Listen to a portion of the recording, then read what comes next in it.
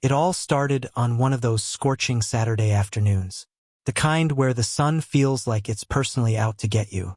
My wife Melissa and I had just wrapped up renovating our backyard pool after years of saving, planning, and debating over tile colors. It was finally perfect. We'd put up a fence, installed a secure gate, and mounted a handcrafted wooden sign that said, "Private property, no trespassing.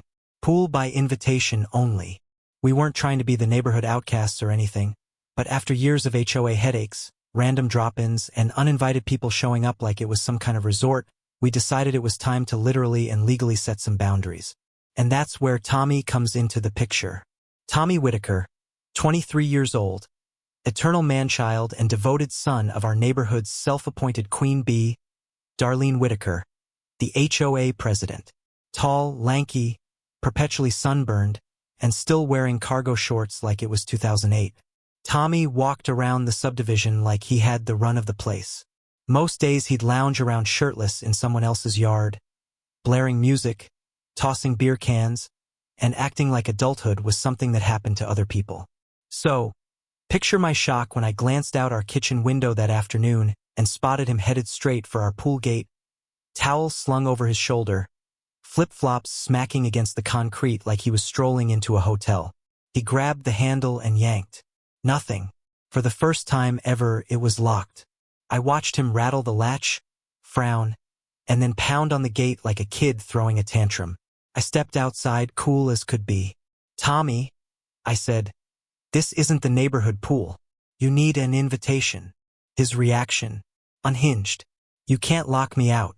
This is HOA property," he snapped, his face turning red fast. "No, Tommy," I said calmly.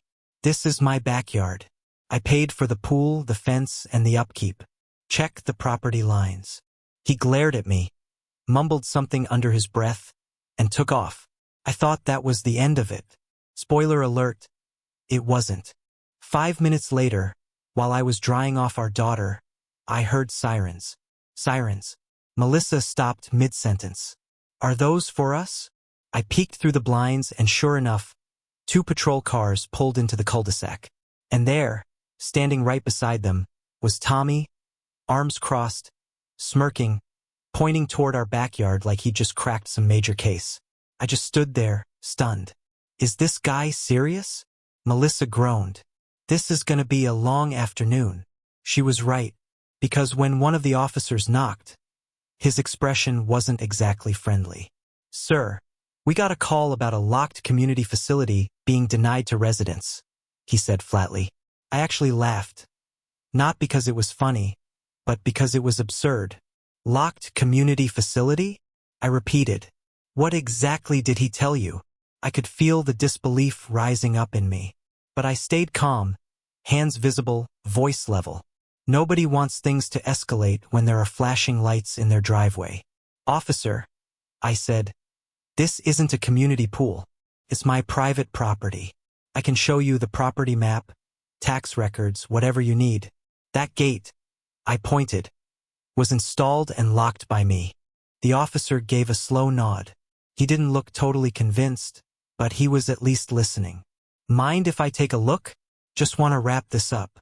"Go ahead," I said. "Be my guest." Melissa appeared next to me, holding a folder thick enough to stop a bullet.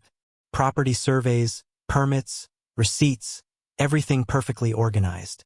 That's my wife, always prepared for war. Meanwhile, Tommy hung back behind the officers, muttering, "My mom's gonna sue you. Just wait."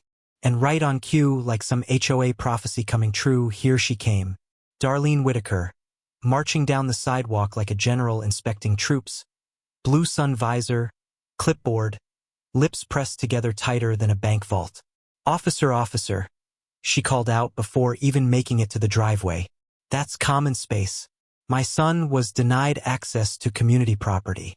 That's an HOA violation." The officer raised a hand, trying to keep things neutral. "Ma'am, we're still figuring things out." But Darlene wasn't interested in figuring anything out. "This man," she jabbed her pen at me like a dagger, "has repeatedly ignored community rules. That fence crosses into the green belt by 2.3 feet. I measured it myself. I almost laughed. 2.3 feet. The officer turned to me. Sir, can you confirm that? Absolutely, I said, pulling out the surveyor's map. The fence is completely within my property line. Here's the city permit, approved and stamped last fall. He took a quick look, nodded, and turned back to Darlene. Ma'am, I'm not seeing any violation here. This is a civil matter at best. There's no criminal issue. You could see the rage beneath that coral lipstick. Her jaw clenched, eyes narrowed. So you're just going to let this stand? She hissed. Ma'am, the officer replied, walking back to his car. This isn't a police matter. Tommy glared at me like I just robbed him. Darlene's stare could have melted steel. As the patrol cars pulled away, she snapped, You want to play hardball? Fine. You'll be hearing from the architectural committee.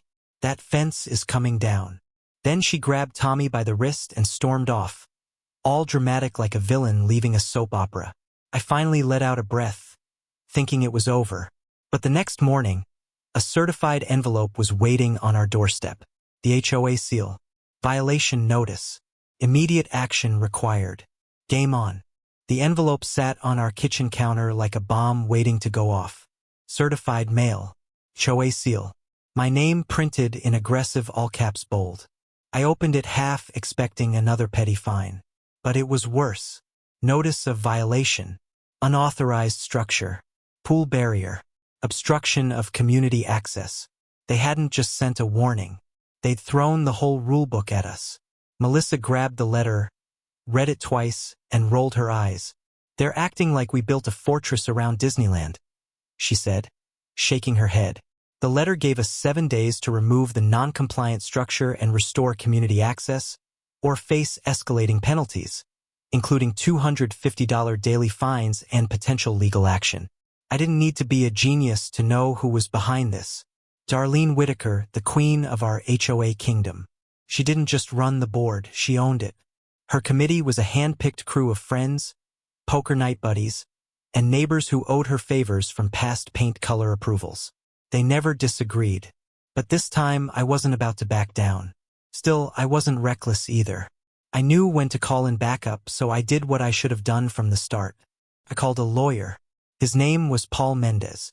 Level-headed guy, mid-40s, tan loafers with nice suits, and a tone that said he'd dealt with more HOAs than he could count.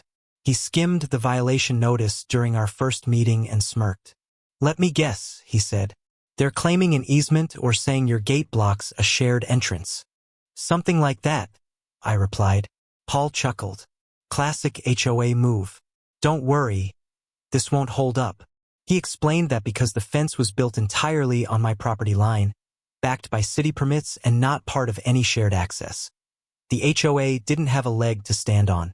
They're hoping you'll get scared, he said, leaning back. Most people just cave and tear the fence down to avoid a legal mess. He paused, smirked again.